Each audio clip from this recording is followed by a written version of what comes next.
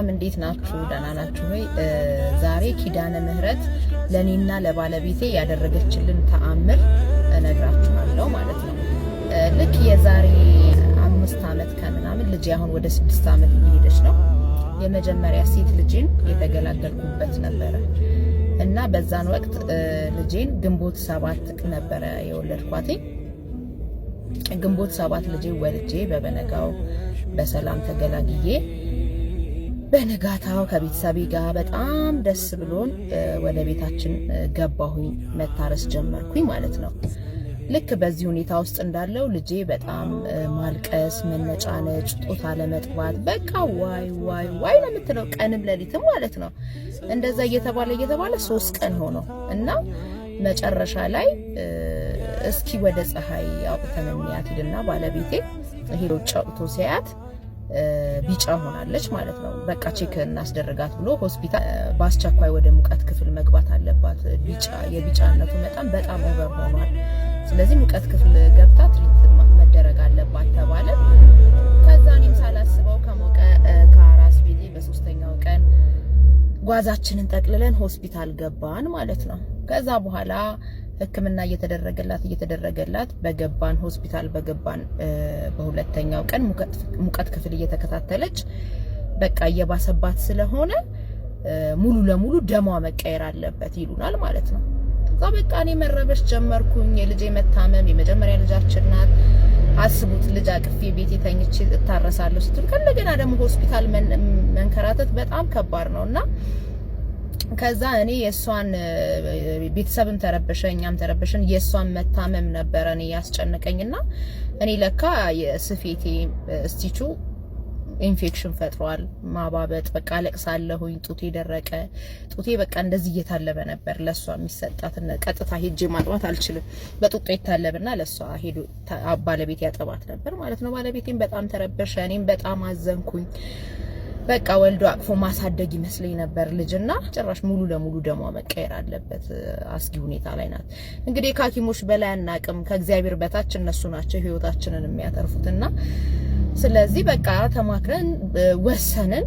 ምንም ማድረግ አንችልም። የልጃችንን ህይወት ለማትረፍ ያለን አማራጭ እነሱ ያሉንን ተቀብለን ማድረግ ነው። ከዛ በኋላ ደሙ የሚቀየረው ሌላ ሆስፒታል ነው ተባለ። በርንበት ሆስፒታል በአምቡላንስ ወደ ሌላ ሆስፒታል ደሙን ይዘን ሌላ ቦታ ነው የሚቀየረው። እሱ ደም ፕሮሰስ የሚሰራው እዚህ አይደለም።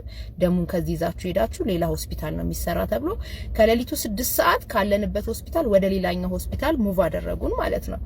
ከዛ አምቡላንስ ውስጥ እየሄድን ሳለ ልንቀርብ ትንሽ ነው የቀረን። በሩ ላይ ነን። ኦልሞስት በሩ ላይ ልንደርስ ትንሽ ነው የቀረን ማለት ነው። ከዛ በኋላ ልክ እዛ አካባቢ ልንደርስ ስንል እኔ ልቤ ድንግጥ አለና እንዴ ታዲያ ደሙ የታለ? ልጅ የምትወስደው ደም የታለ ነው? በሌላ መኪና ነው የሚመጣ አልኩት፣ ግራ ስለገባኝ ማለት ነው። ከዛ ሁለቱ ነርሶች ይተያዩና እንዴ ደሙን ረስተው ነው የመጣ ነው።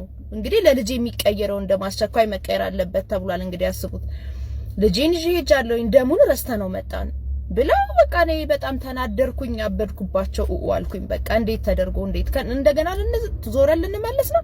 ችግር የለም በቃ አንቺን እናስገባሽና አምቡላንስ ይዞርና እኛ ይዘን እንመጣለን አሉኝ። ከእንደገና ልጄን ይዤ ገባሁኝ። እነሱ ሊያመጡ ሄዱ። ከዛ በኋላ ቆዩ። ከዛ ሲቆዩብን ጊዜ ምንድነው ምናምን ነገር ብለን ኧረ ባካችሁ ቶሎ በሉ በቃ አስሬን ጠይቃለን እየሄድን እዛ ጋር ማለት ነው። እንደዛ እያደረግንበት ባለን ሰዓት ኦሬዲ ደሙ ለሌላ ሰው ተሰጥቷል። የ14 አመት ልጅ ደም ነበረ የተገኘው ለሌላ ሰው። እነሱ እዛ ደርሰው እኔን አድርሰው እስኪመለሱ ሌላኛው ዶክተር ለሌላ ሰው ደሙን ሰጥቶታል። ተመልከቱ እንግዲህ የኪዳነ ምህረትን ስራ ልነግራችሁ ነው። እኔ ከዛ ይሄንን ኢንፎርሜሽን ለባለቤት የተነገረው እኔ እንዳልሰማ በቃ ትረበሻለች ትጨነቃለች ተብለው እኔ እንዳልሰማ እንትን ሲሉ እኔ በጣም መቼ ነው የሚሰጣት በጣም ስጨቀጭቃቸው እንደዚህ ተብሏል አሉኝ።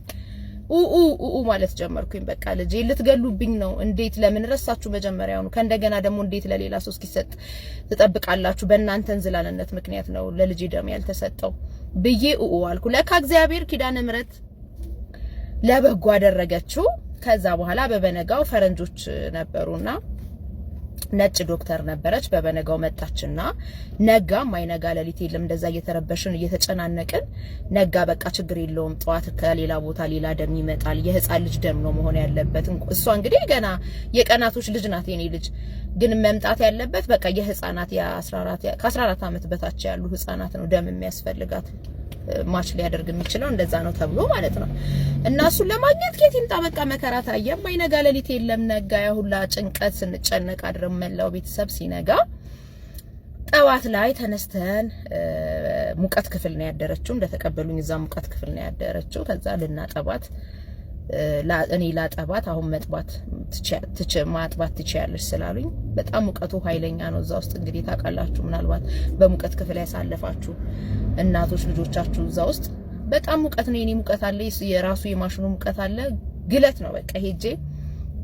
እሷን አጠባታለሁ በቃ እዚህ ቃጠሎ ውስጥ ነው የምትቀመጠው ልጄ ወይኔ እንዳትቃጠልላለሁ በጣም ከመሞቅ የተነሳ ለሷ መድኃኒት ነው እኔ ግን ስገባ በጣም ስለሚያቃጥለኝ በጣም በቃ እያለቀስኩ ነው ራሱ ማጣባት ጦቴ ሁላም ቢያለ ጦቴ ደርቆ በማልቀስ ብዛት ማለት ነው ከዛ ጧት ላይ አንድ ፈረንጅ ዶክተር ትመጣና ራውንድ ታረጋለች ስታደርግ ደረሰችና የኛ ልጅ ጋር ስትደርስ ባለቤቴ ይሄው ለልጄ ደም ታዞ ነበር ደሙ መገኘት አልቻለም ምናም ብሎ ሲያስረዳት ነርሶችም ሌሎች ዶክተሮችም አጠገቧ ነበሩ ማለት ነው ለነሱ እንትን ይያሉ እየነገሯት እንደዚህ ደም ታዞላት ነበር መገኘት አልቻለም ደሙ እስኪገኝ ድረስ እየጠበቅን ነው እኛም ፔሸንታችንን ምናምን ይሏታል የኔ ልጅ ማለት ነው ከዛ በኋላ እንደዚህ ያየቻት ገለባበጠቻት በቃ እቺ ልጅ አለች ምንም ደም አያስፈልጋትም ተመልከቱ እንግዲህ የእግዚአብሔርን የኪዳነ ምህረትን ስራ ነው የምነግራችሁ እቺ ልጅ ደም አያስፈልጋትም የሚያስፈልጋት በሙቀት ክፍል የሚድን ስቴፕ ላይ ነው ያለችው በጣም አሪፍ ላይ ነው ያለችው በሙቀት ብቻ ነው የሚድነው 1 2 ቀን 3 ቀን ከቆየች በኋላ ትወጣለች በጣም ደህና ናት ኖርማል ናት አስቡት እንግዲህ የኪዳነ ምህረትን ስራ አስቡት ባለቤቴ ጧትና ማታ እየሄደ ኪዳነ ምህረት ተደፍቶ ተንሰቅስቆ አልቅሶ ነው በቃ የሚመጣው ማለት ነው ኪዳነ ምህረትን ባለቤቴ በጣም ይወዳታል እኔም እባክሽ ኪዳነ ምህረት በቃ እባክሽ እያልኩ ነበር ማማጸናት ሆስፒታል ውስጥ እያለቀስኩ ሽንት ቤት ገብቻ አለቅሳለሁ ቤተሰብ እንዳይረበሽ እሷ ጋር ስገባ እኔ ብቻ ስለሆነ የምገባው እየገባው አለቅሳለሁ እና ኪዳነ ምህረት ታሪኳን ቀይራላት ደሙም የሰው ደም ሳይሰጣት በዛው ትሪትመንት አልቆ የዕለት ሁለት የኪዳነ ምህረት ለት ህክምናችሁን ጨርሳችኋል ወደ ቤታችሁ ግቡ ተባልን እላችኋለሁ እና ፈጣሪ አንዳንዴ ነገሮች ሲቀሩ ሲዘበራረቁ ለበጎ ነው ያደም መቅረቱ ለልጄ ለበጎ ሆነላት ምናልባትም ቢሰጣት ኖሮ